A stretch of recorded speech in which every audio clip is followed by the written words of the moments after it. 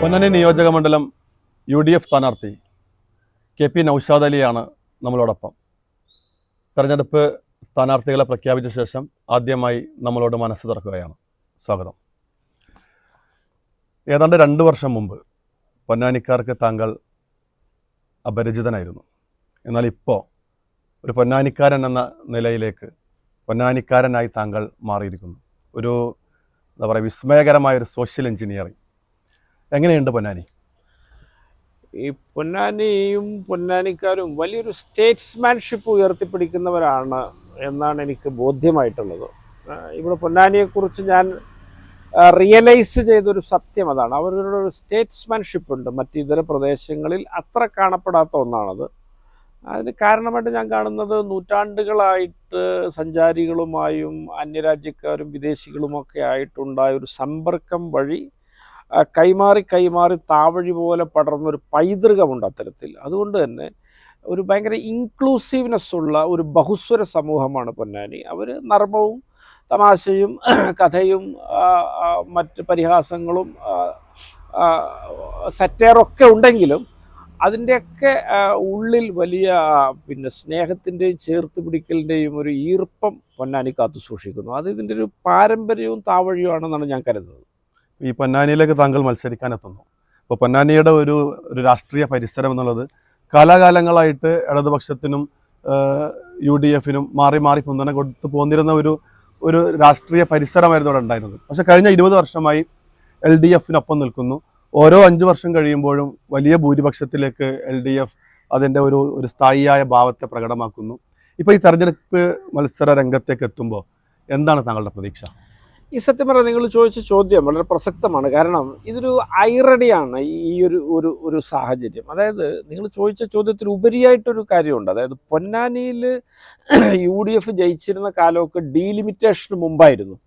ഡീലിമിറ്റേഷനിൽ എടപ്പാൾ പഞ്ചായത്ത് പോയ ഒരു പൊന്നാനി നിയമസഭാ മണ്ഡലമാണുള്ളത്. അപ്പോൾ UDFന് അനുകൂലമാകേണ്ട ഒന്നായിരുന്നു അത്. പക്ഷേ അതിന് ശേഷമാണ് നിരന്തരമായിട്ട് പ്രതികൂലമായിട്ട് ഭവിച്ചിട്ടുള്ളത്. തീർച്ചയായിട്ടും അതിൻ്റെ ചില കാര്യകാരണങ്ങളൊക്കെ ഉണ്ട്. അതിനെക്കുറിച്ചൊക്കെയുള്ള ചില ധാരണകൾ ഇവിടുത്തെ ഐക്യജനാധിപത്യ മുന്നണിയുടെ പ്രവർത്തകരുടെ ഉള്ളിൽ ഇപ്പോഴുണ്ട്. അപ്പോൾ അതൊക്കെ തിരുത്തി ജാഗ്രതയോടെയാണ് UDFൻ്റെ ഓരോ ചുവടും ഇപ്പോൾ മുന്നേറുന്നത്. അത് തന്നെയാണ് ആ ഒരു ഹോംവർക്കാണ് നമ്മുടെ ഒരു പ്രതീക്ഷ എന്ന് പറയാൻ ഞാൻ ആഗ്രഹിക്കും. ഈ കഴിഞ്ഞ 2 വർഷമായിട്ട് താങ്കൾ ഇവിടെ ഉണ്ട്. ഒരു പക്ഷേ എനിക്ക് തോന്നുന്നു UDFലെ സിറ്റിംഗ് സീറ്റുകൾക്ക് പുറത്ത് പൊന്നാനി ഉറപ്പിച്ച സ്ഥാനാർത്ഥികളിൽ ഒരാൾ താങ്കളായിരിക്കാം.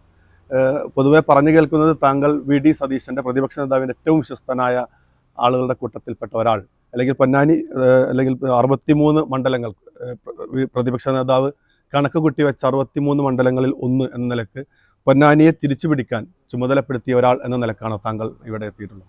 അല്ല, അതിനകത്ത് ഒരു കാര്യം എന്താണെന്ന് വെച്ചാൽ ഞാൻ ഇവിടെ എത്തിയത് എനിക്ക് 2025 ഒരു തദ്ദേശ സ്വയംഭരണ തെരഞ്ഞെടുപ്പിൻ്റെ ഒരു മിഷൻ അത് KPCC DCC ഒക്കെ വിവിധ നേതാക്കൾക്ക് വിഭജിച്ച് നൽകിയിരുന്നു. അതിൻ്റെ ഭാഗമായിട്ടാണ് ഞാൻ എത്തിയത്. അപ്പോൾ ആ ഒരു കാലാവധി കഴിഞ്ഞിട്ട് ഇപ്പോൾ ഒരു 4-5 മാസമേ ആവുന്നുള്ളൂ. അപ്പോൾ ആ ഒരു കാര്യവുമായി ബന്ധപ്പെട്ട് വരികയും വ്യത്യസ്തങ്ങളായ പ്രവർത്തനങ്ങളൊക്കെ ഏകോപിപ്പിക്കുകയൊക്കെ ചെയ്തിട്ടുണ്ട്. പിന്നെ VD സതീശൻ്റെ ഒരു വിശ്വസ്തൻ എന്ന് പറയുമ്പോൾ ഞാൻ അദ്ദേഹമായിട്ട് വലിയ ഒരു വേവ് ലെങ്ത്തിൽ മുന്നോട്ട് പോകുന്നുണ്ട്. ഒരു നേതാവ് എന്നുള്ള നിലയിൽ പല ആസ്പെക്റ്റിലും എനിക്ക് അദ്ദേഹത്തെ ഇഷ്ടമാണ്. അതിൻ്റെ ഒരു ചെറിയ കാരണം കൂടി ഞാൻ പറയാം. അതായത് ഞാനൊരു MI ഷാനവാസിൻ്റെ ഒരു കൂടെ അദ്ദേഹത്തിൻ്റെ ഒരു സന്തത സഹചാരിയും അദ്ദേഹത്തിൻ്റെ ഒരു രാഷ്ട്രീയ ശിഷ്യനൊക്കെ ആയിട്ടാണ് ഞാൻ രംഗപ്രവേശം ചെയ്തത്. അപ്പോൾ ഒരു ഘട്ടത്തിൽ അദ്ദേഹം എന്നോട് പറയുകയാണ്, Naushad, I am fag end of life and career, VD Satheesan will suit for you എന്ന് പറഞ്ഞിട്ട് അദ്ദേഹമാണ് അന്ന് MLA ആയിരുന്ന VD സതീശനെ ഫോണിൽ വിളിച്ച് എന്നെ കണക്ട് ചെയ്യുകയും അങ്ങനെ എൻ്റെ നാട്ടിലൊരു 2 പരിപാടിക്ക് VD സതീശൻ വരികയും ചെയ്തു. അന്ന് ഷാനവാസ് എൻ്റെ MP ആയിരുന്നു, വയനാട് MP ആയിരുന്നു. എൻ്റെ നിയമസഭാ മണ്ഡലമായ Eranad falls in Wayanad constituency. അപ്പോൾ അങ്ങനെ പരിപാടിക്കൊക്കെ വന്ന് അങ്ങനെ ഉണ്ടായ ബന്ധമാണ്. അപ്പോൾ ആ ഒരു ബന്ധം കൊണ്ടൊരു ബന്ധം ഉണ്ടാവില്ല, പക്ഷേ ഒരു ആശയപരമായൊരു പൊരുത്തം, ഒരു മാനസിക പൊരുത്തം. പിന്നെ അദ്ദേഹം ഒരു ഗ്രൂപ്പ് ഉണ്ടാക്കാനൊന്നും താല്പര്യപ്പെടാത്തൊരു കോൺഗ്രസ്സുകാരനാണ്. മെറിറ്റോറിയസ് ആയിട്ടൊക്കെ മുന്നോട്ട് പോകുന്ന സാഹചര്യങ്ങൾ അതൊക്കെ മുൻനിർത്തി അദ്ദേഹമായിട്ടൊരു ബന്ധം ഉണ്ടായി. അതങ്ങനെ നല്ല രീതിയിൽ മുന്നോട്ട് പോകുന്നു എന്ന് കരുതി എല്ലാ നേതാക്കളുമായിട്ടും ബന്ധമുണ്ട്. സതീശനുമായിട്ടുള്ള ബന്ധം ഒരു ചെറിയ സ്പെഷ്യലാണ്. അങ്ങനെയൊക്കെ എല്ലാവർക്കും ചിലതൊക്കെ ഉണ്ടാവുമല്ലോ. പലപ്പോഴും ഈ തെരഞ്ഞെടുപ്പ് രാഷ്ട്രീയത്തിൽ അല്ലെങ്കിൽ തെരഞ്ഞെടുപ്പ് ഘട്ടങ്ങളിൽ UDF നേരിടുന്ന ഒരു വലിയ പ്രശ്നം കോൺഗ്രസിനകത്തെ ഈ ഗ്രൂപ്പ് പ്രശ്നങ്ങൾ പലപ്പോഴും പല UDF സ്ഥാനാർത്ഥികളുടെ പരാജയത്തിനും അത് വഴിവെച്ചിട്ടുണ്ട്. ഒരുപക്ഷെ 2006 MP ഗംഗാധരൻ വലിയ മാർജിനിൽ പൊന്നാനിയിൽ നിന്ന് തോൽക്കുന്നൊരു സാഹചര്യം ഉണ്ടായി. അതിനുശേഷം ഇങ്ങോട്ടേക്ക് എടുത്താലൊക്കെ ഈ ഒരു ഗ്രൂപ്പ് രാഷ്ട്രീയത്തിൻ്റെ പ്രശ്നം. അപ്പോൾ താങ്കൾ ഈ മിഷൻ 2025 ഭാഗമായി പൊന്നാനിയിലേക്ക് എത്തുന്നു. പൂർണ്ണമായിട്ട് കോൺഗ്രസിനെ ഒരു നൂലിൽ കോർത്ത മണികളെ പോലെ ചേർത്ത് നിർത്താൻ അല്ലെങ്കിൽ UDFൻ്റെ ആ ഒരു സംഘടനാ ശേഷിയെ വളരെ കരുത്തുറ്റതാക്കി മാറ്റാൻ കഴിഞ്ഞു എന്നുള്ളൊരു കോൺഫിഡൻസ് ഇപ്പോൾ ഈ തെരഞ്ഞെടുപ്പിൽ മുന്നിൽ നിൽക്കുന്ന ഘട്ടത്തിൽ താങ്കൾക്കുണ്ടോ? അല്ല, UDF ആണെങ്കിലും അല്ലെങ്കിൽ എസ്പെഷ്യലി അതിനെ നയിക്കുന്ന പാർട്ടിയായ കോൺഗ്രസ്സിലാണെങ്കിലും ഒക്കെ ഗ്രൂപ്പും തർക്കങ്ങളും ഒക്കെ അതൊരു സ്വാഭാവികതയാണത്. അതൊരു വലിയ ഇങ്ങനെ അഭിപ്രായ സ്വാതന്ത്ര്യമുള്ളൊരു പാർട്ടി എന്നുള്ള നിലയിൽ അതൊരു സ്വാഭാവികമായ ഒരു പ്രക്രിയയാണ്, അല്ലെങ്കിൽ ഒരു കാഴ്ചയാണത്. അതിൽ പക്ഷേ ഞാനിതിനെ 2001 താരതമ്യപ്പെടുത്തുന്നത്. അന്നിപ്പോൾ തെരഞ്ഞെടുപ്പ് പ്രഖ്യാപിച്ച് സ്ഥാനാർത്ഥിയും പ്രഖ്യാപിച്ച് ഒരു റൗണ്ട് പ്രചരണം കഴിഞ്ഞപ്പോഴാണ് പേരാവൂരിൽ നിന്ന് പിന്നെ നൂറുദ്ദീനെ മാറ്റി പിന്നെ AD മുസ്തഫ വരുന്നത്, മാലയത്ത് സരളാദേവി പിന്നെ ആറന്മുളയിൽ വരുന്നു, അതുപോലെ വടക്കേക്കരയിൽ ധനപാലനെ മാറ്റി പിന്നെ ചന്ദ്രശേഖരൻ വരുന്നു. അപ്പം അതൊക്കെ ഒരു ഗ്രൂപ്പ് പോരാട്ടത്തിനൊരു പാരമ്യമായിരുന്നു. പക്ഷേ അതിനെയൊക്കെ മറികടന്ന് ഒരു 100 സീറ്റിലെ വലിയൊരു വിജയം വന്ന് UDFനുണ്ടായി എന്ന് കരുതി അതൊരു ആശാസ്യകരമായ കാര്യമാണ് എന്നല്ല ഞാൻ അഭിപ്രായപ്പെടുന്നത്. പക്ഷേ MP ഗംഗാധരൻ്റെ 2006 പരാജയത്തെ അതിനോട് കൂട്ടി വായിച്ചിട്ട് കാര്യമില്ല. കാരണം അത് DIC ആയിപ്പോയി. DICയെ UDFുമായിട്ട് അവസാന നിമിഷം ചേർത്ത് കെട്ടി അങ്ങനെ ഉണ്ടായ ഒരു തെരഞ്ഞെടുപ്പിൽ എല്ലാ DIC സ്ഥാനാർത്ഥികളും തോറ്റു, വലിയ മാർജിനിൽ. പൊന്നാനിയിലും തോറ്റു. എന്നാലും MP ഗംഗാധരനെ പോലുള്ള ഒരാൾ അത്തരം വലിയൊരു പരാജയം അർഹിക്കുന്നതായിരുന്നില്ല എന്നൊരു അഭിപ്രായം എനിക്കുണ്ട്. ഇപ്പോൾ താങ്കൾ ഇവിടെ പൊന്നാനിയിൽ എത്തിയതിനു ശേഷം വളരെ അൺബ്ലോക്ക് ആയിട്ടുള്ളൊരു പിന്തുണ മുസ്ലിം ലീഗിൻ്റെ ഭാഗത്തുനിന്ന് ഉണ്ടായിട്ടുണ്ട്. പക്ഷേ ആ ഒരു സാധനം കോൺഗ്രസിൽ സാധ്യമാക്കാൻ താങ്കൾ സാധിച്ചിട്ടുണ്ടോ? അല്ല, വിജയതൃഷ്ണയുള്ള ആളുകളൊക്കെ പിന്നെ തീർച്ചയായിട്ടും ഈ ഒരു മുന്നേറ്റത്തിൻ്റെ ഭാഗമായിട്ട് വലിയ പിന്തുണ നൽകി ഒറ്റക്കെട്ടായിട്ട് പോകുന്നുണ്ട്.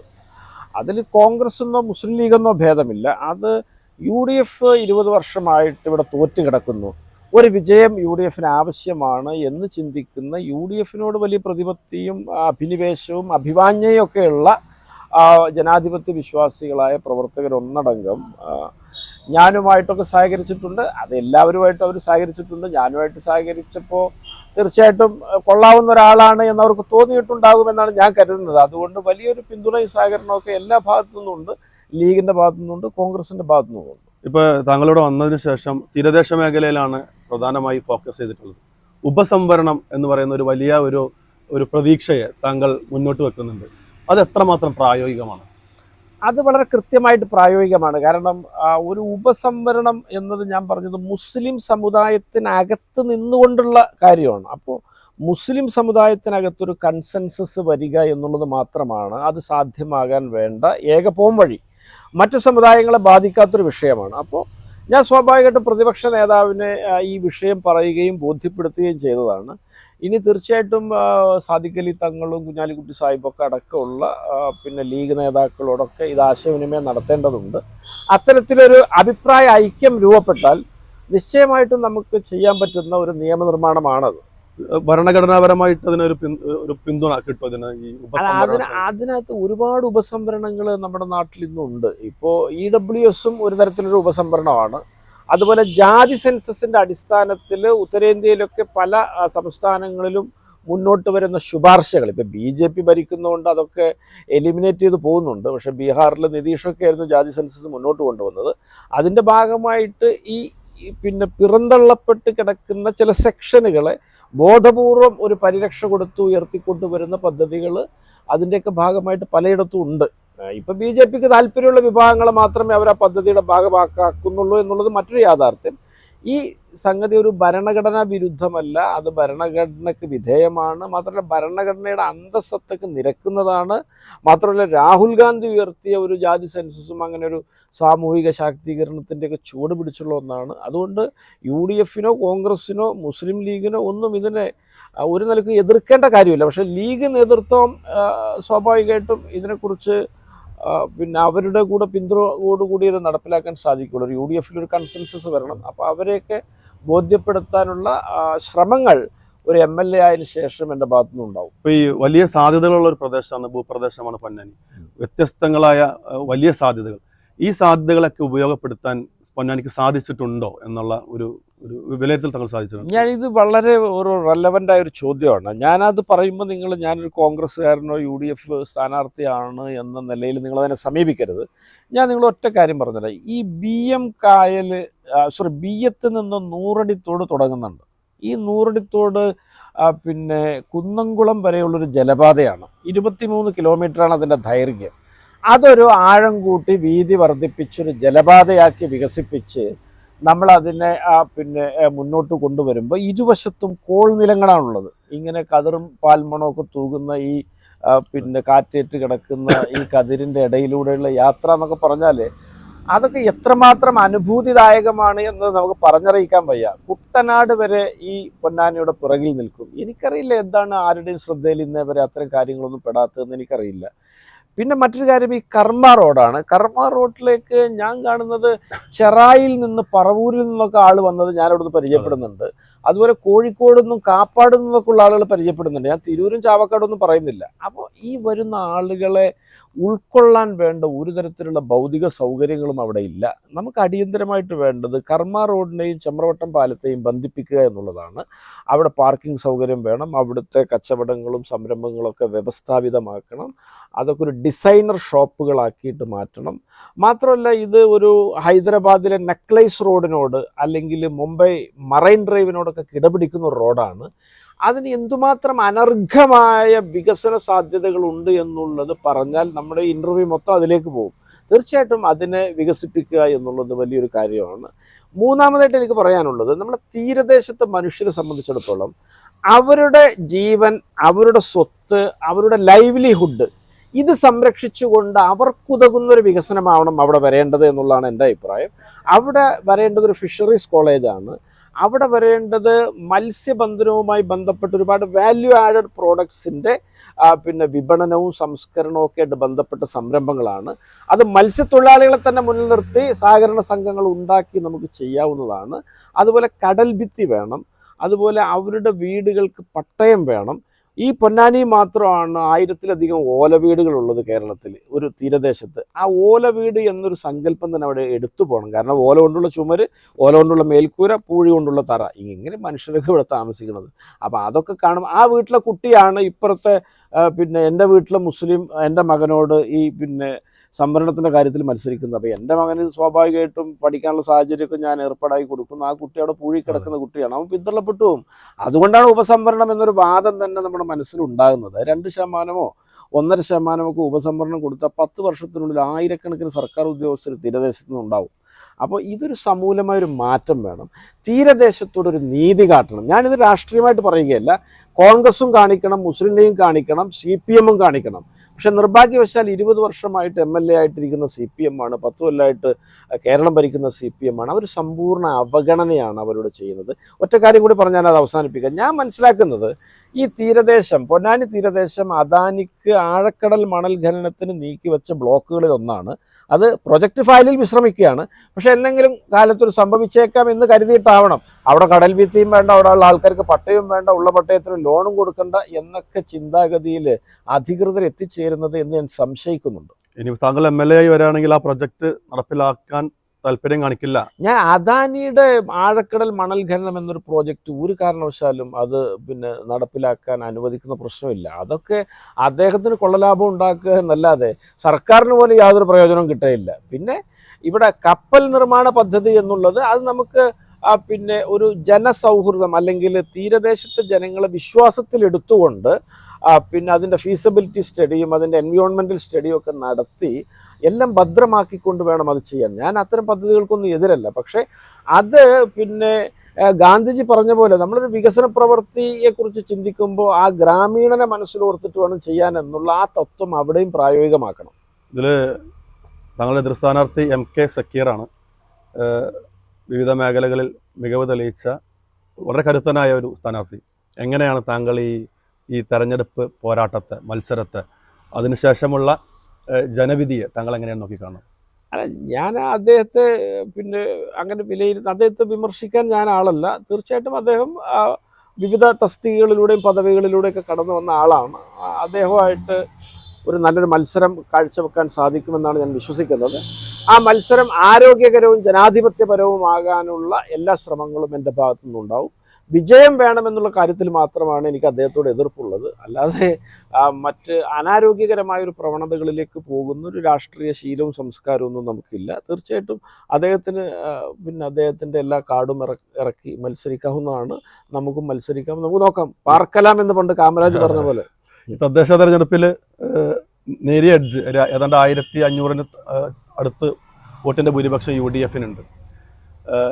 ഏതൊക്കെ തലങ്ങളിലാണ് UDF 20 വർഷം മുമ്പത്തെ ആ ഒരു അവസ്ഥയിലേക്ക് എത്തും എന്ന് താങ്കൾ പ്രതീക്ഷിക്കുന്നത്? അല്ല, ഇവിടെ അതൊരു ഭരണവിരുദ്ധ വികാരം വളരെ വ്യക്തമായിട്ട് ഇവിടെ ഉണ്ട്. പിന്നെ തീരദേശത്തോടുള്ള വലിയൊരു അവഗണനയുണ്ട് എന്നൊരു ഫീലിംഗ് ഈ പൊന്നാനി നിയോജക മണ്ഡലത്തിൽ 25% തൊട്ട് 30% വരെയുള്ള വോട്ട് തീരദേശത്തു നിന്നാണ്. കാപ്രിക്കാട് തൊട്ട് അഴീക്കൽ വരെ അവരെ അവഗണിക്കുന്നു എന്ന തോന്നൽ അവരിലുണ്ട്. സ്വാഭാവികമായിട്ടും ഈ സ്ഥാനാർത്ഥി നിർണയമായിട്ട് ബന്ധപ്പെട്ടും ഇടതുപക്ഷത്തിൻ്റെ സ്ഥാനാർത്ഥി നിർണയമായിട്ട് ബന്ധപ്പെട്ടും ഒരു തീരദേശ അവഗണന, ഒരു തിക്താനുഭവത്തിൻ്റെ ചില സൂചനകൾ എമ്പാടും തീരദേശത്ത് നിന്ന് ലഭ്യമാണ്. അങ്ങനെ വലിയൊരു മുന്നേറ്റം തീരദേശത്തു നിന്നുണ്ടാവുമെന്ന് ഞാൻ പ്രതീക്ഷിക്കുന്നു. അതുപോലെ തന്നെ പൊന്നാനിയിൽ ഒരു തരത്തിലുള്ള വികസനവും നടന്നിട്ടില്ല എന്നുള്ളതൊരു യാഥാർത്ഥ്യമാണ്. ഇപ്പോൾ ഓടി നടന്ന ഒരുപാട് വികസനം ഉദ്ഘാടനങ്ങൾ നടക്കുന്നുണ്ട്. നിങ്ങൾക്ക് തന്നെ അറിയാം, എല്ലാം പാതി വെന്തതും അതുപോലെ അടുപ്പത്ത് കയറ്റി വെച്ചതൊക്കെയാണ് ഇപ്പോൾ പാത്രത്തിൽ വിളമ്പുന്നത്. അതിൻ്റെയൊക്കെ ഒരു വിരോധാഭാസം ആളുകൾ ചിന്തിക്കും. പക്ഷേ നന്ദകുമാറിനെ സംബന്ധിച്ചിടത്തോളം അദ്ദേഹം ഒരു ജെനുവിനായ ഒരു പൊതുപ്രവർത്തകനാണ് എന്ന് പലപ്പോഴും എനിക്ക് ഫീൽ ചെയ്തിട്ടുണ്ട്. എനിക്ക് അദ്ദേഹമായിട്ട് അങ്ങനെ കൂടുതൽ അടുത്തിടപഴകാനുള്ള ഒരു ബന്ധം ഉണ്ടായിട്ടില്ല. പക്ഷേ ഈ ഒരു വികസന കാര്യത്തിലും ഒരു സാമാജികൻ എന്നുള്ള നിലയിൽ ജനങ്ങളുടെ പ്രതീക്ഷക്കൊത്തുയരുന്ന കാര്യത്തിലും അദ്ദേഹം പരാജിതനാണ് എന്നുള്ള കാര്യത്തിൽ യാതൊരു തർക്കവുമില്ല.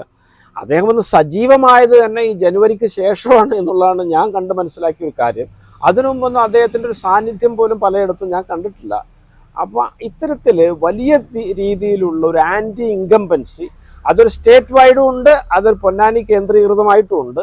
പിന്നെ മലപ്പുറം ജില്ലയിലൊക്കെ ഉണ്ടാകുന്ന വലിയൊരു UDF-ൻ്റെ ഉണർവും മുന്നേറ്റവും ഉണ്ട്. ഇതിൻ്റെയൊക്കെ ഭാഗമായിട്ട് ഇക്കുറി പൊന്നാനി വലത്തോട്ട് ദ്രുതഗതിയിൽ ചലിക്കും എന്നാണ് ഞാൻ പ്രതീക്ഷിക്കുന്നത്. അപ്പോൾ ഈ സ്ഥാനാർത്ഥി നിർണയവുമായി ബന്ധപ്പെട്ട് CPM-നകത്തുള്ള ചില പ്രശ്നങ്ങൾ, അസ്വാരസ്യങ്ങൾ അത് ഗുണം ചെയ്യുമെന്ന് പ്രതീക്ഷിക്കുന്നുണ്ടോ? അല്ല, ഞാൻ അതിനെക്കുറിച്ചൊരു അഭിപ്രായം പറയാൻ ആളല്ല. CPM എന്നൊരു പാർട്ടി അവർക്കൊരു നിലപാടും തീരുമാനവും ഒക്കെ കൈക്കൊള്ളാൻ അവർക്ക് എന്താ പറയുക, ആധികാരികതയും അവകാശമൊക്കെ ഉണ്ട്. അപ്പം അത്തരം കാര്യങ്ങളൊക്കെ വിലയിരുത്തേണ്ടത് ആ പാർട്ടിക്കകത്തുള്ള ആളുകളാണ്. നമ്മളിപ്പോൾ ഒരു എതിർകക്ഷിയാണല്ലോ, നമ്മളതിനെക്കുറിച്ചൊരു അങ്ങനെ ഒരു അഭിപ്രായം പറയേണ്ട കാര്യമില്ല എന്നുള്ളതാണ് എൻ്റെ അഭിപ്രായം. ഏതായാലും തെരഞ്ഞെടുപ്പിൻ്റെ തിരക്കുകളിലേക്ക് പോവാണ്. ഞങ്ങളോടൊപ്പം സമയം ചെലവഴിച്ചതിന് നന്ദി. എന്തായാലും ആശംസകൾ.